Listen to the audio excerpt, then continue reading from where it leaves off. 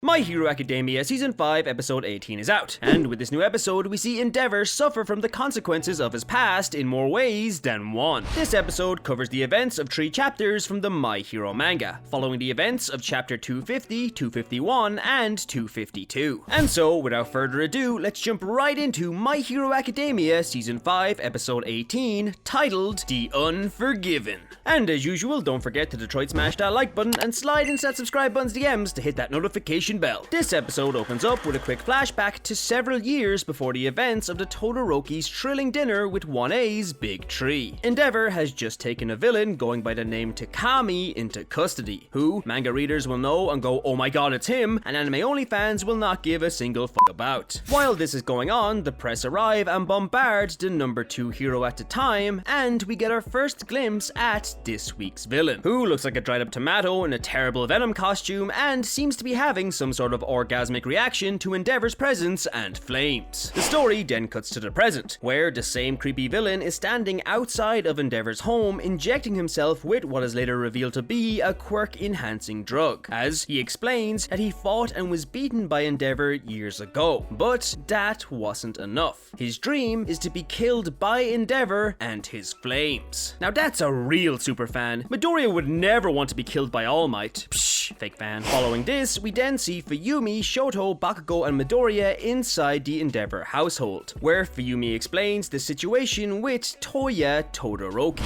According to Fuyumi, shortly after Rei was hospitalized, something happened with their brother Toya that resulted in his death. And Natsu, who was very close with Toya at the time, blamed and still blames Endeavor for this event. Now, Fuyumi is extremely vague about what happened, and personally, I thought the way she put it was very confusing. But maybe there's a good reason she's so vague about her brother's death. And after this conversation, Endeavor enters the room and informs the kiddos that it's time to head home. Endeavor and Midoriya thank Fuyumi for the meal, Bakugo demands she teach him how to make the glorious Sichuan Mapu tofu, and Fuyumi thanks Midoriya for being Todoroki's friend. The 1A trio, Endeavor and Endeavor's driver, then leave, and Endeavor tells the kids he wants them to come work with him 2 days a week as well as on the weekends for the remainder of the school year. The trio happily accept this offer, and Endeavor's driver exclaims, "Zounds! It's like sounds with a Z," which makes Bakugo, Todoroki, and Midoriya give off the same reaction my last 3 brain cells give off every time I'm about to do something that will ruin my life. But this happy, yay, we get to continue working with the number 1 hero moment is abruptly interrupted, as Endeavor's son Natsu swanton bombs towards the speeding car wrapped in some sort of white metal. Endeavor's driver quickly turns the vehicle and narrowly avoids turning his boss's son into a milkshake, and as he continues, all of the white lines on the road begin to rise up, revealing that they are being controlled by Endeavor's biggest fanboy, the villain of the week. Endeavor jumps out of the car, flies towards the villain, and readies himself for action, and it's here where the villain reveals his name to be Ending, and he begs Endeavor to kill him just like he killed High End, and he says that if Endeavor refuses, that he will happily kill Natsu. While this conversation is happening, Bakugo, Midoriya, and Todoroki burst out from the car, grab their support items, and begin to make their way over to Endeavor and Ending. In seeing the hero students approaching, Ending launches more metallic white lines at the 1A trio, and he then jumps backwards trying to isolate himself and Endeavor from the others. By the way, Ending's quirk is the ability to control white lines, and in this fight, he is using the white lines on the road as weapons. It's a very vague power, but let's be real here, we all know he ain't going to be around too much longer anyway. Endeavor, seeing Ending jump backwards, realizes that it's the perfect opportunity to take down the villain. But before he can make a move, he sees his son Natsu still in the villain's grasp, and he hesitates, stopping in his tracks, letting the villain get away. Furious that Endeavor isn't trying to kill him, Ending uses his quirk to cause more havoc, placing Natsu in front of an oncoming train and launching nearby civilians and cars into the air. But even with this new catastrophe in the making, Endeavor, seemingly paralyzed by shock, remains still, not moving to save his son or the numerous civilians in danger. Luckily for the number 1 hero, however, his 3 disciples are on the case, as Bakugo, Midoriya, and Todoroki, each using the new skills they have acquired working with the Endeavor agency, rush past the flaming hero ready for action. Todoroki catapults himself towards ending at high speeds using his flames, and he takes down the villain. Bakugo condenses his explosions, instantly propelling himself forward at max speed towards Natsu, rescuing him from being hit by a train. And Midoriya simultaneously uses One for All and Black Whip to catch the civilian-filled cars mid-air. Also, I want to point out that the song playing while all of this is going on is aptly named Trinity. It's the same song that was played during the Bakugo rescue mission, and it is one of my favorite songs in the entire series. With the villain defeated and all of the civilians saved, the heroes won this bout with a perfect victory. In realizing this, Bakugo channels his inner Monoma and begins to taunt Endeavor, claiming that they completed his challenge of capturing a villain before he did. But Endeavor is a bit preoccupied as he runs at and hugs the now saved Natsu. Endeavor then has a true father-son heart-to-heart moment with Natsu, where he explains that the reason he didn't rush in to save him was because if he did, he thought Natsu would never talk to him again. Following this, Endeavor also apologizes to Natsu, explaining that he never wanted to shun him or his sister growing up, and that he takes full responsibility for Toya's death. Endeavor goes on to tell Natsu that just like Shoto, he too is a nice person, always showing up for his sister and mother. And Endeavor ends his speech saying that he is not looking for forgiveness from Natsu, but he is looking to atone. In reply to all of this, a teary-eyed Natsu says that he will never forgive Endeavor, and he asks his dad how the hell he plans on atoning. But before Endeavor can fully answer, Ending cries out like a desperate fanboy, claiming Endeavor isn't the same anymore. The villain gets taken away, Bakugo reveals he has chosen a hero name but refuses to tell anyone, and the episode technically ends with Endeavor looking on at his three disciples, claiming that Hawks had a good eye when he said Midoriya, Bakugo, and Todoroki would be big. And with this, episode 18 officially ends. But there is a post-credit scene where we see Endeavor back at his house with Natsu and Fuyumi, where he explains to his kids that he is going to build them a house where they can all live peacefully and happily with their mother Rei. But to atone for his sins, Endeavor claims that he will not go with them, and he will remain in their current house alone. Overall, this was a pretty good episode. The pacing was good, the animation was good, and it was the perfect little wrap up for this arc. The scene with Endeavor and Natsu hit all of the emotional beats I had hoped for, and having Trinity play while Todoroki, Bakugo, Midoriya got to show off their new moves was a nice touch. This arc is actually one of the shortest in the entire series, being a total of only 4 episodes long, and it could have probably been a hell of a lot shorter if they didn't just make the last episode flashback central. By itself, I would say this was a very enjoyable arc, but its pacing in the overall narrative and its placement in the anime really didn't help in letting it shine. I think after this season fully finishes, I'm going to make a video explaining how I felt about it as a whole, and explain what I liked, didn't like, and would do different. It's been a very controversial season, so there will be plenty to talk about. Overall, I'd give this episode like a 7.5 or 8 out of 10. It was entertaining, there was some good action, and there was even some comedy in there as well. But let me know what you thought of this episode. If you liked this video, don't forget to leave a like. For more My Hero content, subscribe to the Lunchtime crew. Thank you so much for watching, and I'll see you in the next video. Plus Ultra.